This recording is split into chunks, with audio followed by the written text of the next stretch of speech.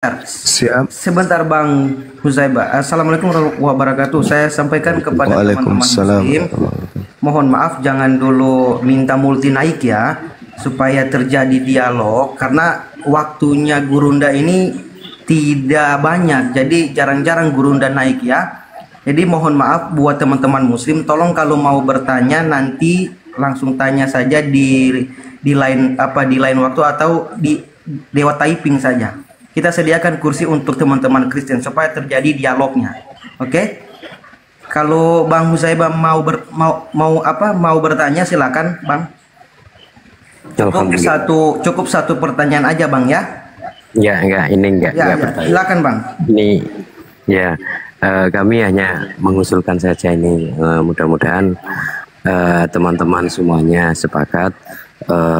Maksud saya ini Bang Zuma kita promosikan untuk menjadi Menteri Agama, bagaimana? Ya, sangat salut sekali dengan Bang Zuma. Masya Allah. Kita bersama-sama.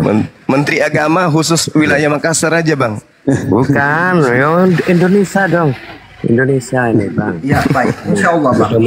Mudah-mudahan teman-teman semuanya mendukung. Ini kita promosikan. Partai, Pak. Iya, enggak apa-apa, kita dari jalan manapun asalkan Bang Zuma bisa menjadi Menteri Agama, gitu aja. Siap. Ya gitu aja ya. Saya sampai merinding. Mudah-mudahan seperti itu. Semoga diijabah sama Allah Subhanahu wa taala. Gitu ya. Amin. Oke, mohon izin saya turun dulu. Assalamualaikum warahmatullahi wabarakatuh. Waalaikumsalam. Ya, Oke, teman-teman Persatuan silakan ajukan permintaan untuk naik. Bang Persatuan mungkin ada yang mau sampaikan kepada Bang Zuma ini. Bang Persatuan. Duh. Ya, Bang Persatuan monitor. Enggak, kalau yang tidak ada suara, saja host, langsung turunkan saja host. Iya. Iya. Silakan Mbak siapa ini? Mbak Ian, silakan naikkan aja. Ya, bisa naikkan. Ya, Bang Haji Bolot. Selamat siang.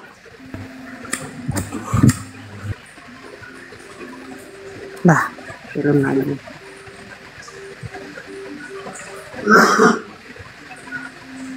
Banyak yang muslim yang minta naik. Iya, yang muslim banyak yang minta naik ya, Masya Allah. Wiratna monitor. Assalamualaikum warahmatullahi wabarakatuh. Waalaikumsalam warahmatullahi wabarakatuh. Ada yang mau disampaikan, Mbak? Mau disampaikan sedikit buat Bang Juma dari Bu Ratna Solo. Bang Ya, Juma. waalaikumsalam warahmatullahi wabarakatuh. Ya, Bu. Iya gini, maksudnya gini Bang. Jadi kan selama ini yang nanya tuh kan Kristen ya seperti itu. Maksudnya gini Bang, dikasih waktu atau 1 jam atau Bang Juma kan kadang-kadang berjam-jam sampai tengah malam khusus buat ibaratnya ngisi. Emang banyak ustadz yang ini ustadz alim, ustadz segala macam gitu Bang ya, tapi pengen itu dari Bang Juma sendiri jadi lebih ini lagi gitu Bang. Jadi ada sedikit ilmu yang bisa kita dapat juga gitu Bang. Jadi bisa ditentuin di komal siapa hari apa, usul aja itu Bang Juma. Baik, Bu, baik. Insyaallah. Oke. Ya. Yaudah, makasih Bang Juma, Bu, sehat. Salam sama Bapak ya, Bu ya. Ya, makasih Bang Juma. Makasih. Kapan ke Solo ketemu Bang? Katanya Iya. Iya, Ibu, makasih, Bu. Ya, pokoknya Bang Juma, aku mau usul banget itu logika cepet dimasukin Bang. Udah sakit hati aku tiap hari gituin Bang. Aduh, jangan dibawa-bawa lagu. Jangan dibawa-bawa. Oke, makasih Bang Juma. Assalamualaikum warahmatullahi wabarakatuh buat semuanya. Waalaikumsalam warahmatullahi wabarakatuh.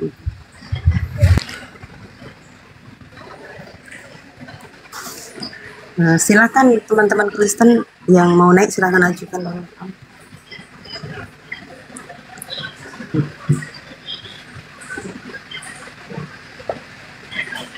Belum ada. Iya Bang Zuma. Siap. Salam kenal. Iya, salam kenal. Mbak Ian. Saya dari Batam Bang. Batam. Oh iya, Masya Allah. Batam, Sumatera Utara juga itu kan ya? Enggak, Kepulauan Riau. Oh, Kepulauan Riau. Iya, iya. Ya, mau izin barangkali ada rencana berkunjung ke Batam gitu, Bang.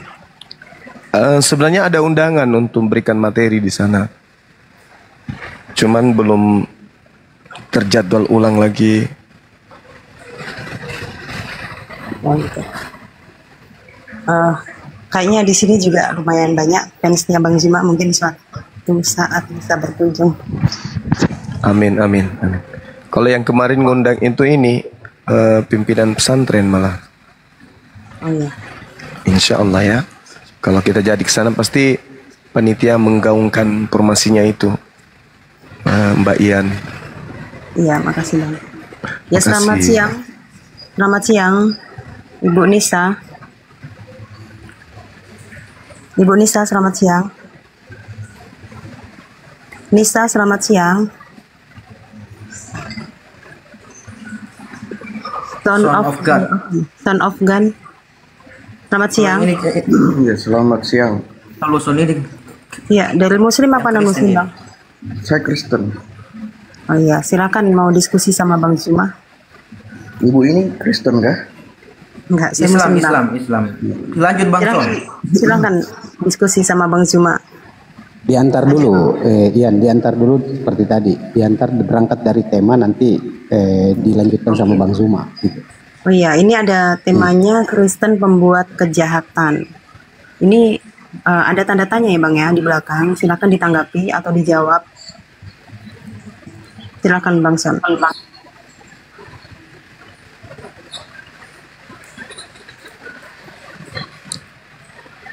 Silakan Bung. Bang Son, monitor Bang Son. Iya, silakan. Kenapa Kristen itu dianggap Yesus sebagai pembuat kejahatan? Anda lihat di dalam Matius 5 nomor 19. Barang siapa yang meniadakan setitik dari hukum Taurat, meskipun yang paling terkecil, lalu mengajarkan kepada anak-anaknya, kepada orang lain, maka dia akan menempati tempat terhina di dalam kerajaan langit. Nah, Anda tahu itu kan? Anda paham Yesus yang meneguhkan itu. Tetapi Anda membiarkan diri Anda diajarkan tidak melaksanakan hukum Taurat. Anda justru kalau Anda sudah punya anak juga mengajarkan anak-anak Anda untuk melakukan hal yang sama. Berarti Anda membuat kejahatan.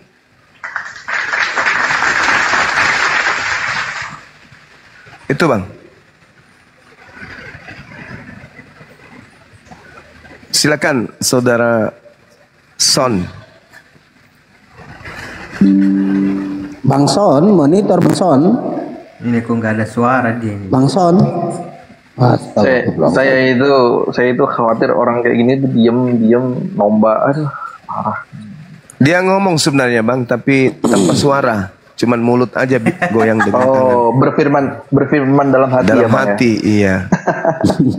Bang Son, Halo Bang. Halo Ya, Bang. silakan. Dari tadi saya ngomong lah Bang tadi. Nggak kedengaran saudara. Mungkin karena perangkat saya. Bang Son. Saya ingin bertanya, Ya, Bang. Kalau misalnya meniadakan salah satu dari hukum Taurat itu, sekalipun yang terkecil, yang paling kecil, kira-kira saya baru belajar juga ini Bang ya. Apa yang pernah ditiadakan dari hukum Taurat? Yang pertama, hukum pertama, jangan ada ilah lain di hadapanku. Kalian membuat ilah baru bernama Yesus. Itu Bang. Oke. Anda sudah melanggar itu. Ya. Oke. Tetapi bagaimana ketika Yesus yang menyatakan diri sebagai apa? Silakan Anda tunjukkan dalilnya.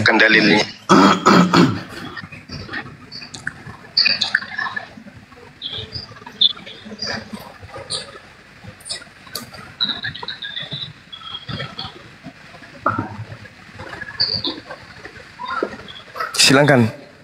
Oke, ya. Siap. Yohanes 10 ayat 30. Aku dan Bapak adalah satu. Yohanes 14 ayat 9 sampai 10. Satu aja dulu. Ya, oke.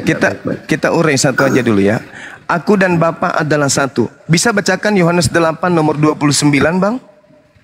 Boleh. Ya, silakan. 8 29 coba.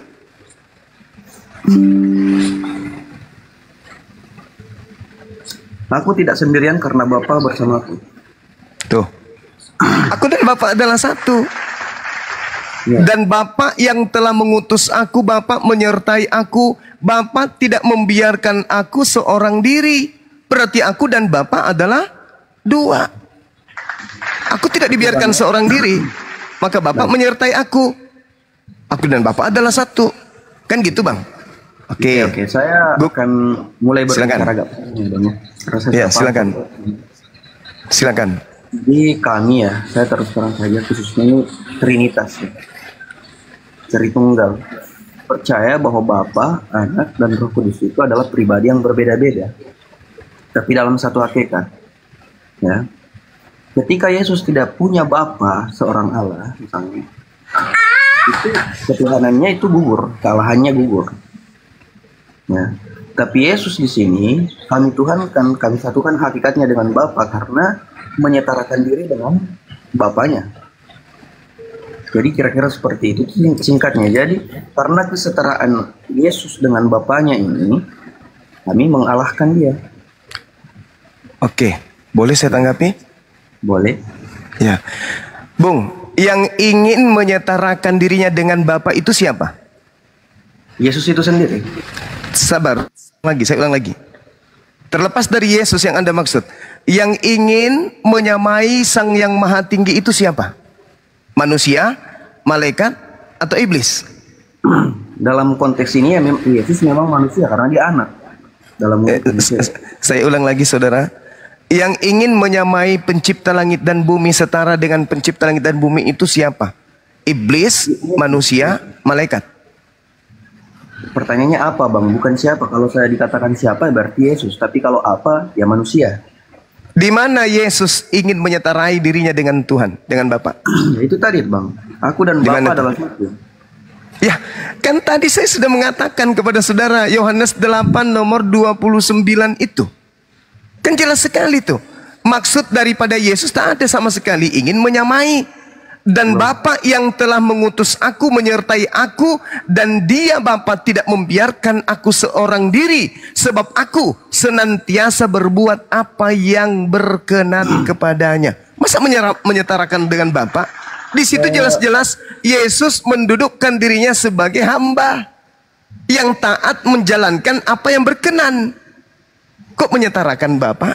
Iya, Bang, begini, orang Kristen memandang ketika ada pernyataan seperti itu dari Yesus, berarti Yesus ini menyetarakan diri dengan Bapanya. Nah, berarti orang percaya, Bang, ya, alasan terbesar Yesus disalib,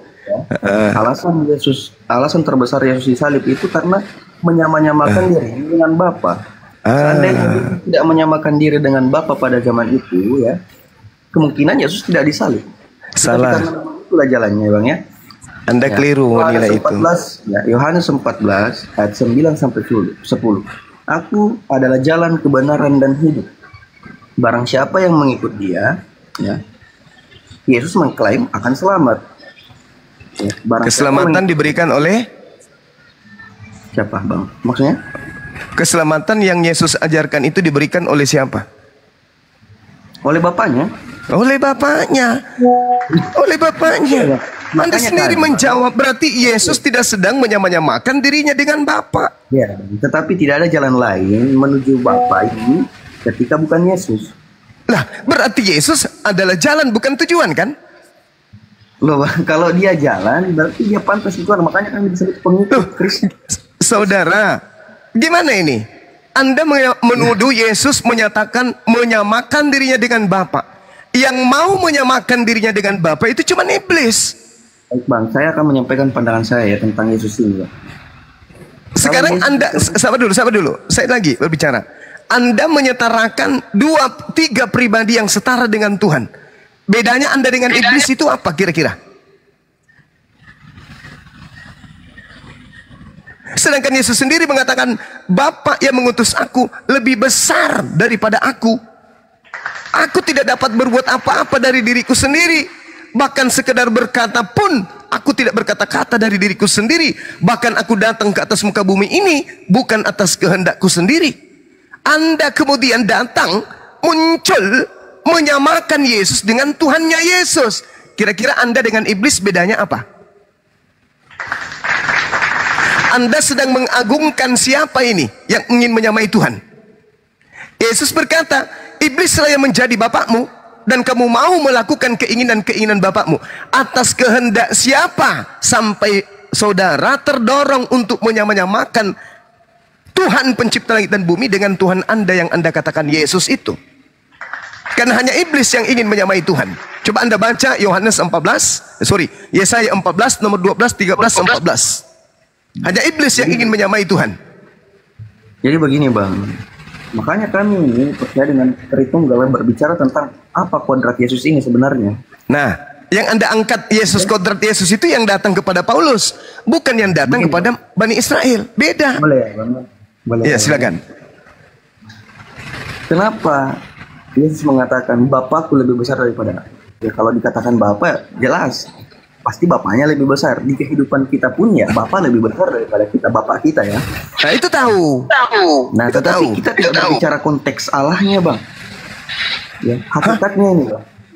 Hakikatnya Allah. Yesus itu manusia, betul? Bang, bagi kami Allah itu bukan nama Bang, tapi hakikat mengikat Yesus. Sekarang coba saya katakan kepada saudara nih.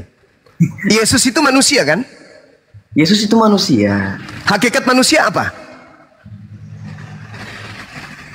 Maksudnya Bang? Kok jangan pura-pura Bang? Jawab aja. Hakikat manusia itu apa? Bang, dalam konteks Yesus dengan Bapa, hakikatnya adalah Allah. Di mana Anda mendapatkan ilmu itu? Di mana? Ilmu dari mana? Bang. Boleh ya? Matius silakan. 63 sampai 64. Yesus mengaku sebagai anak Allah. Itu sebagai anak. Gimana nih? Saya bilang Bang. Kok satu hakikat? Gimana nih? Ya satu hakikat dalam Allah. Yang mengajarkan Anda Yesus satu hakikat itu siapa? Coba Anda lihat di dalam 1 Timotius 2 nomor 5. Coba Bung. Karena Allah itu esa, dan esa juga dia yang menjadi perantara antara Allah dan manusia, yaitu manusia Kristus Yesus. Pertanyaan saya, ada berapa yang esa di situ? Bang, begini Bang. Begini. Ya, kami orang Kristen itu percaya dengan satu Allah. Lah, kalau percaya dengan satu Allah, kenapa jadi tiga? Jadi dalam konteks kami Bang, yang iman kami dan Trinitas itu tiga pribadi yang berbeda ya dapat dibedakan. Berarti tiga pribadi yang berbeda dapat dibedakan. Apanya yang dapat dibedakan? Tempatnya, ya, sosoknya, bentuknya, itu yang dapat dibedakan. Ya. Gimana ceritanya? Dan apanya yang tidak dapat dipisahkan? Apanya yang tidak dapat dipisahkan? Karena dikatakan dapat dibedakan, tetapi tidak dapat dipisahkan. Apa yang tidak dapat dipisahkan? Jadi yang hakikat dipisahkan adalah hakikat kealahannya. Oke. Jadi hakikat satu itu anak, apa? Satu Bapa, satu Roh Kudus. Hakikat itu apa? Hakikat itu ya adalah keadaan yang sebenarnya. Beberapa. Hakikat itu adalah keadaan yang sesungguhnya, betul? Bagi saya, hakikat itu adalah sesuatu hal yang mengikat beberapa. Oh, ilmu dari mana itu? Pantas aja error. Anda tidak mengerti hakikat, hakiki. Hakikat dari sesuatu itu adalah keadaan yang sesungguhnya. Jadi itu hakikat. Keadaan yang sesungguhnya, Bapa, Anak, dan Roh Kudus itu adalah satu. Itu keadaan yang sesungguhnya. Dari astagfirullahaladzim, ya Allah ya Karim. Dari mana ilmunya itu? Dari mana ilmunya itu? Ya itu saya bilang Bang. Oke. Mari kita uji. Sebelum alam semesta ini diciptakan, yang berdiri sendiri siapa? Tuhan kan? Tuhan kan? Yang berdiri sendiri sebelum apa Bang? Sebelum alam semesta dicipta, sebelum ada ciptaan, yang berdiri sendiri Tuhan kan? Ya. Hakikat Tuhan di sana ada satu pribadi atau tiga pribadi? Satu pribadi. Satu pribadi. Bagus. Ya. Ada Yesus nggak di situ? Di satu pribadi itu? Bang, Yesus mengatakan aku sudah ada sebelum Abraham ada. Ada Yesus nggak di situ? Ada. Di satu. Sahabatku Ya, Hidayah Muslim, syukran. Bang. Ada Yesus pada saat alam semesta belum dicipta. Iya bang, adalah karena dia itu firman yang menjadi manusia. Astagfirullahalazim ya Allah ya Karim. Jadi Yesus lebih tua dari Maria. Dalam konteksnya ya bang, ya dia sebagai Tuhan ya iya memang. Di mana Yesus sebagai Tuhan pada saat Tuhan berdiri sendiri, Cak Ayu? Hah? Hai, kok gilanya kelewatan kali gilanya? Pada saat alam semesta belum dicipta, hanya ada Tuhan pencipta langit dan bumi berdiri sendiri. Kok di situ ada Yesus? Bang, hei, saudara. Bang, hei, bang, boleh ya saya berbicara ya? Coba kamu buktikan bahwa sebelum alam semesta dicipta, sebelum Yesus itu ada, sebelum Adam bersilsilah, Yesus itu sudah ada. Itu di mana? Coba silakan. Begini, bang. Kalau dikatakan misalnya Yesus ini adalah firman ya dari Allah. Hey. Firman ini kan sudah sejak dari awal, dari Allah ini, dari Bapa ini. Saya tidak bertanya tentang firman, yang saya tanya Yesus. Kalau Yesus dalam wujud manusia memang iya tidak pada saat itu. Kalau dalam Oke, sekarang Anda baca Matius 4 nomor 4. Coba Anda baca Matius 4 nomor 4. Yesus ini sudah sejak dari awal ada. Coba Anda baca. Jadi yang ada pada Tuhan adalah firman, betul? Iya, dari Bapa. Bukan Yesus kan? Bapa menfirmankan Yesus sebagai anak dalam wujud manusia. Bukan Yesus kan? Yang firman yang ada pada Tuhan itu bukan Yesus kan? Yesus ini firman dari Bapa. Tunggu dulu saudara. Jangan gila permanen apa? Loh, gimana? Yohanes. Bagaimana bang ini? Anda yang bagaimana? Yohanes 1 nomor 14, firman menjadi manusia. Firman menjadi bakso. Sorry. Firman menjadi bakso atau menjadi apa ini? Yohanes 1 nomor 14. Oke. Ayolah saudara, buka diri. Mari belajar. Gratis. Tanpa perpuluhan kalau dengan saya. Ya, siap. Coba. Yohanes 1 nomor 14. Firman itu telah menjadi daging. Dan ya oke. Nah sekarang pertanyaan saya, daging ini apakah sudah ada sejak semula bersama dengan Bapa? Iya, dalam wujud firman, tapi itu telah menjadi daging. Saudara, berarti kalau gitu, iya bang. Bagaimana bang? Halo bang. Mohon dimaklumi teman-teman, Bang Zuma ini posisi di gunung, jadi kadang itu jaringannya Gurunda itu lagi putus-putus, soalnya jaringannya tidak stabil. Lanjut Gurunda. Bagaimana suara saya kedengaran? Agak putus-putus tadi Gurunda. Oke, silakan saudara Son baca Matius 4 nomor 4. Saya berharap pendeta di gereja meniru metode saya mengajarkan Bible. Baca Matius 4 nomor 4, silakan. 4 nomor ayat 4 ya. Ya. Kita akan loncat-loncat sampai kita menguliti Alkitab ini dan dari kitab Kejadian sampai kitab Wahyu kita loncat kemana-mana supaya kita bisa pintar. Silakan. Manusia bukan hidup hanya dari roti saja. Dari firman yang keluar dari mulut Allah. Masya Allah. Berarti kita ini pada mulanya adalah firman yang keluar dari mulut Allah. Bang. Berarti kita ini juga Allah. Kita juga ini firman. Ya. Firman dalam hal ini Yesus ya. Kalau dikatakan firman yang menjadi daging, berarti perkataan Bapa menjadi daging. Ya. Perkataan Bapa menjadi daging. Ya, jadi maksud saudara ada daging dari langit turun ke bumi. Kalau dikatakan menjadi bang, gitu. Daging jatuh dari langit. Kalau dikatakan menjadi bukan berarti dia langsung jatuh dari langit seperti. Apa bedanya dengan kita? Berdasarkan Matius 4 nomor 4. Nah, manusia hidup bukan hanya dari roti saja. Ini berbicara tentang firman Allah, ya, firman Allah yang bukan dalam wujud daging, bukan dalam wujud Yesus loh. Lah gimana sih saudara ini? Bang, firman itu kan dikatakan firman yang menjadi daging ya. Kalau dikatakan firman menjadi daging, berarti salah satu firman dari Allah ini menjadi Yesus. Dan firman Tuhan itu Bapa itu tidak hanya satu.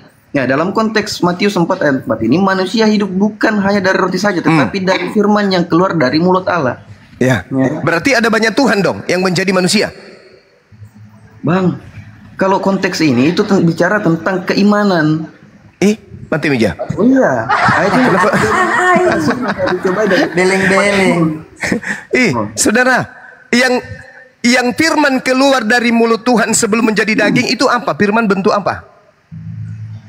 Maksudnya firman bentuk apa? Iya, kan belum Begini, jadi Bang. daging kan? Firman keluar dari mulut Tuhan. Bentuk apa dia? Begini ya. Kalau dikatakan firman Bapa ya, ketika Bapa misalnya ini saya ambil konteks yang gampang dipahami. Ketika misalnya Bapa berfirman, aku akan mengutus engkau. Yang keluar itu kan kata-kata dalam firman. Iya. Aku akan mengutus seorang hambaku atau anakku Yesus Kristus misalnya. Ya, yang keluar kata-kata kan? Kata-kata yang kemudian menjadi nyata. Kemudian menjadi nyata. Nah, maksudnya kata-kata menjadi nyata, maksudnya kata-kata Bapak itu jadi kenyataan loh begitu. Maksud saya, firman-Nya katanya akan menjadikan seorang Yesus menjadi. Nah, berarti Yesus ini ciptaan yang berasal dari firman, betul? Bang, kami percaya bahwa Yesus itu utusan, Yesus itu nabi, Yesus itu Tuhan. Ya, satu yang bermasalah, nabi utusan tidak bermasalah, yang Tuhan itu yang bermasalah.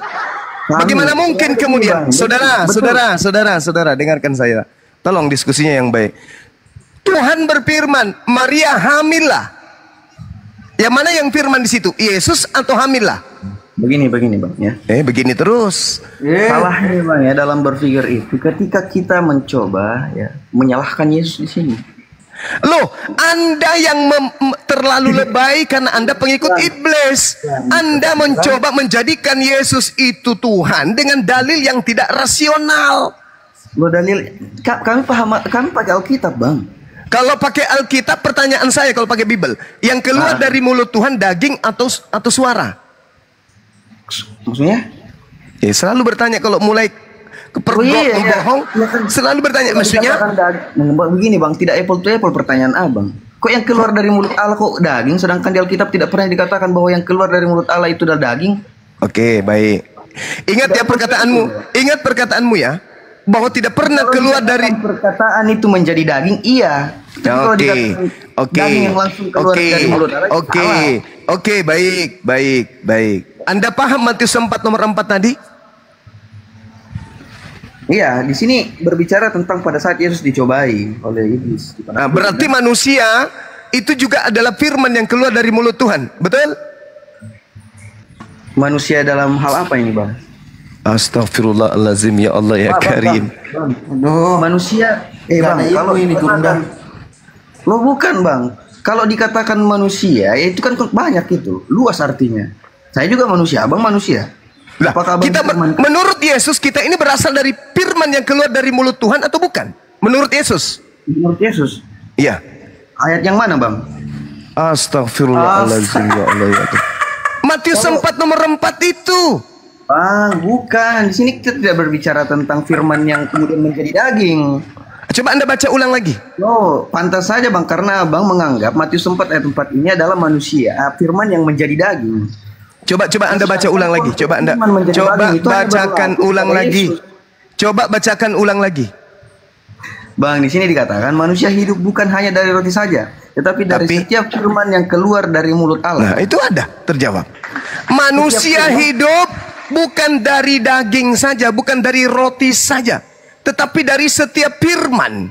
Dari setiap roti itu apa maksudnya, Bang? Bang, di sini pada saat Yesus dicobai di padang gurun, datang seekor iblis dalam rupa ular, mengatakan kepada dia, mengatakan kepada Yesus, kalau kau betul-betul anak Allah, lu rubahlah batu ini menjadi roti, karena di situ Yesus sedang berpuasa. Kelihatannya Anda ini kelihatannya ini suka pintar-pintar memelintir. Sekarang gini aja deh. Hakikat itu apa? Hakikat itu apa, Bang? Hakikat itu adalah keadaan. Abang tadi bertanya tentang roti itu. Betul tidak yang saya sampaikan? Betul. Udah, Bang, saya nyerah sama orang yang bahlul tapi sok pintar. Gak bisa saya diskusi. Hidup bukan dari daging saja, sedangkan di situ konteksnya Yesus dicobai yang sedang kelaparan karena berpuasa 40 hari 40 malam di padang gurun, dan datang seekor ular, iblis dalam wujud ular, supaya dia mengatakan bahwa sok pintar. Abang harus mengakui di situ bukan daging kan? Karena Abang tadi mengatakan daging. Bakso. Itu kan mulai lagi. Udah, anda kalau pintar silakan anda berkhutbah, saya mau dengar. Tolong buktikan Yesus itu bukan manusia, silakan. Bang, Yesus itu manusia. Nah, manusia. Ah, itu bang, dia, anda sudah mengaku dia manusia. Iya, bang. Lalu bagaimana dia Tuhan? Bang, bagaimana mungkin kami membuktikan sesuatu yang kami percaya begitu? Misalnya abang mengatakan, buktikan di dalam Alkitab Yesus bukan manusia, sedangkan saya percaya Yesus itu manusia. Bagaimana? Oke, percaya nggak Tuhan? Percaya nggak anda bahwa Tuhan itu bisa menjelma menjadi bukan Tuhan? Percaya kan? Ya, percaya, namanya juga Maha Kuasa. Oh, jadi Tuhan itu Maha Kuasa menciptakan dirinya menjadi bukan Tuhan. Kalau dikatakan Maha Kuasa berarti Yesus berkuasa atas dirinya sendiri juga. Astagfirullahaladzim, ya Allah ya Karim. Nah, bang, begini, abang semua. Pertanyaan saya, apakah anda memaknai kemahakuasaan Tuhan itu? Tuhan berkuasa menjadikan dirinya menjadi bukan Tuhan. Menjadikan dirinya bukan Tuhan. Ya. Itu ambigu, bang. Ya, seharusnya itu pertanyaan yang ambigu. Yaitu paradoks. Pertanyaan itu pertanyaan paradoks. Bahlul, kau mancing saya emosi ya. Tadi Anda mengatakan Tuhan Anda berkuasa menjadi manusia. Manusia itu Tuhan atau bukan? Ya, kalau dalam konteks Yesus ya Tuhan. Udah kau turun. Kau ke gereja cium pantat mendak. Selesaikan dulu, bang. Saya tidak ada waktu untuk orang gila kayak Anda. Gak ada ilmu. Iya, ngotot. Anda mengatakan bahwa Tuhan menjadi manusia karena dia maha kuasa.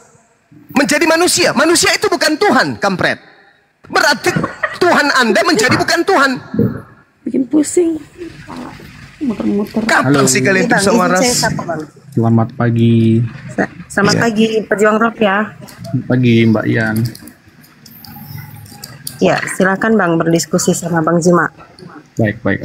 Mungkin saya membantu memberikan perspektif yang berbeda ya, Bang Zuma ya. Iya, silakan. Oke.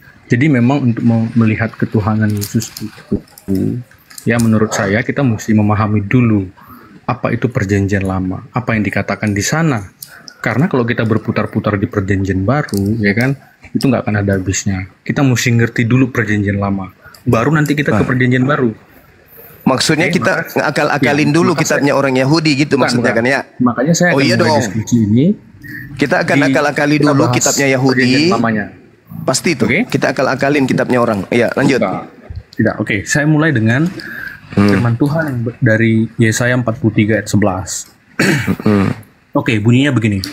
Yesaya 43 ayat 11. Akulah Tuhan, dan tidak ada juru selamat selain daripadaku. Oke, jadi juru selamat itu adalah Tuhan itu sendiri. Nah, barulah kita lompat kepada Matius 1:21. Perjanjian baru nih. Ini penggenapannya. Ia akan melahirkan anak laki-laki dan engkau akan menamakan dia Yesus. Karena dialah yang akan menyelamatkan umatnya dari dosa mereka. 1. Lukas 2 ayat 11. Hari ini telah lahir bagimu juru selamat, yaitu Kristus Tuhan di kota Daud. Juru selamat. Kristus Tuhan. Lukas 19 ayat 10. Sebab anak manusia datang untuk mencari dan menyelamatkan yang hilang. Juru selamat. Yohanes 1 ayat 29. Ya kan? Pada keesokan harinya Yohanes melihat Yesus datang kepadanya dan ia berkata, lihatlah anak domba Allah yang menghapus dosa manusia. Lanjut, Yohanes 12 ayat 47. Dan jikalau seorang mendengar perkataanku tetapi tidak melakukannya, aku tidak menjadi hakimnya. Sebab aku datang bukan untuk menghakimi dunia, melainkan untuk menyelamatkannya. Perkataan Yesus. Jadi jelas, juru selamat di perjanjian lama tadi yang dikatakan di Yesaya tadi, tidak ada juru selamat selain daripada aku, kata Tuhan. Yesus juru selamatnya, maka dialah Tuhan itu sendiri. Itu cara memahaminya, Bang, gitu. Oke. Boleh enggak saya terapi Anda supaya sehat, jangan gila permanen? Boleh enggak? Silakan. Ya, boleh ya? Anda diam. Untuk membantah semua dalil-dalil kesurupan Anda tadi, Anda baca Kisah Para Rasul 2 nomor 22. Hai orang-orang Israel, dengarkanlah perkataan ini.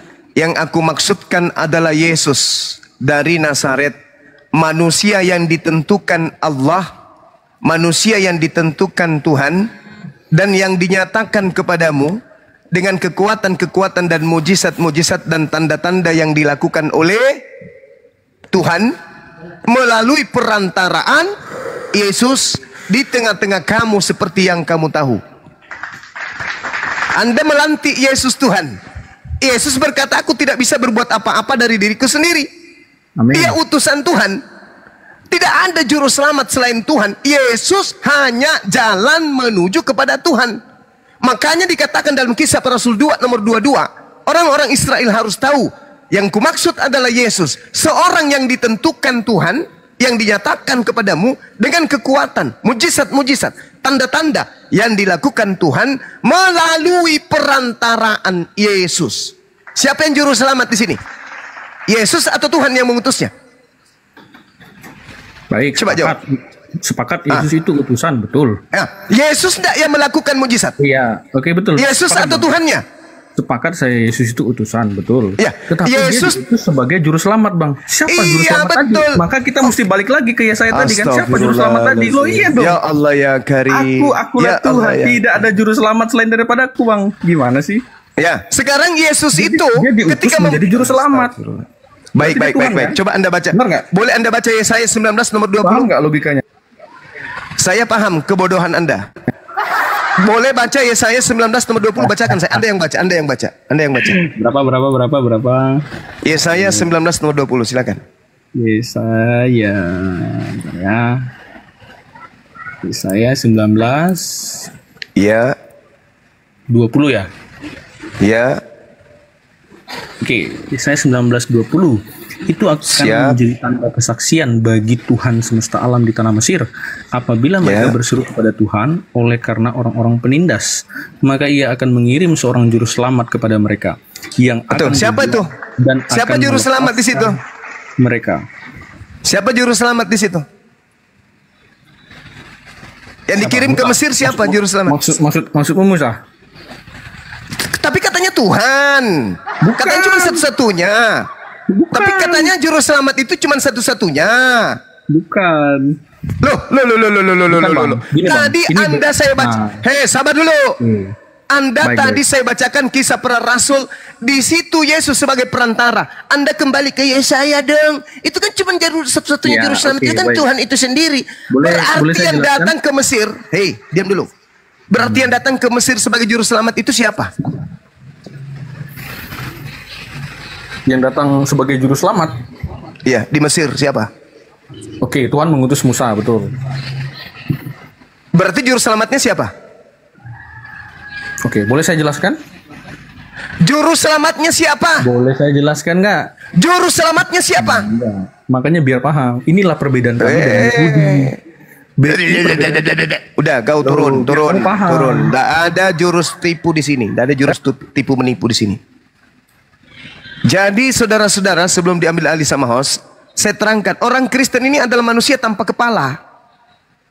Giliran mereka kemudian menginginkan makhluk halus yang datang kepada Paulus sebagai Tuhannya mereka akan mengutip perjanjian lama.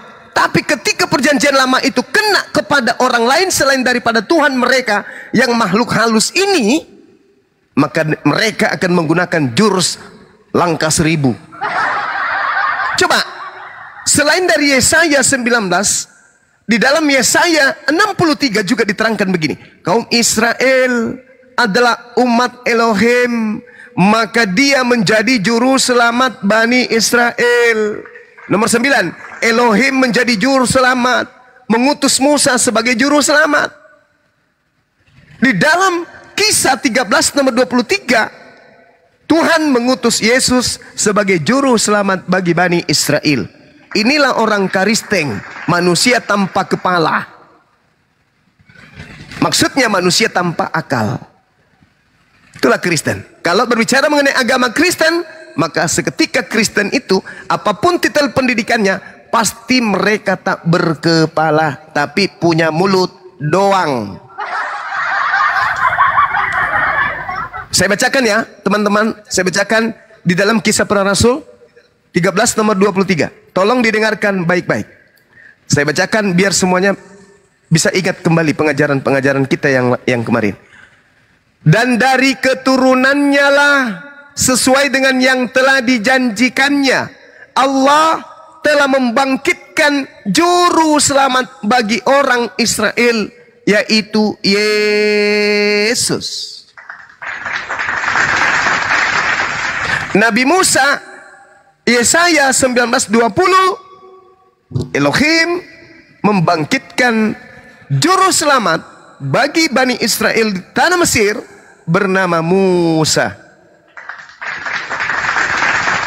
Kristen, penyembah makhluk yang ngaku-ngaku Yesus, yang menurut Yesus adalah Mesias palsu, mencoba untuk menipu manusia dengan membawa data Yesus itu juru selamat, maka dia adalah Tuhan. Padahal jelas Yesus mengaku, aku tidak dapat berbuat apa-apa dari diriku sendiri. Apa yang aku lakukan, apa yang aku kerjakan adalah apa yang diperintahkan oleh Bapa untuk aku kerjakan.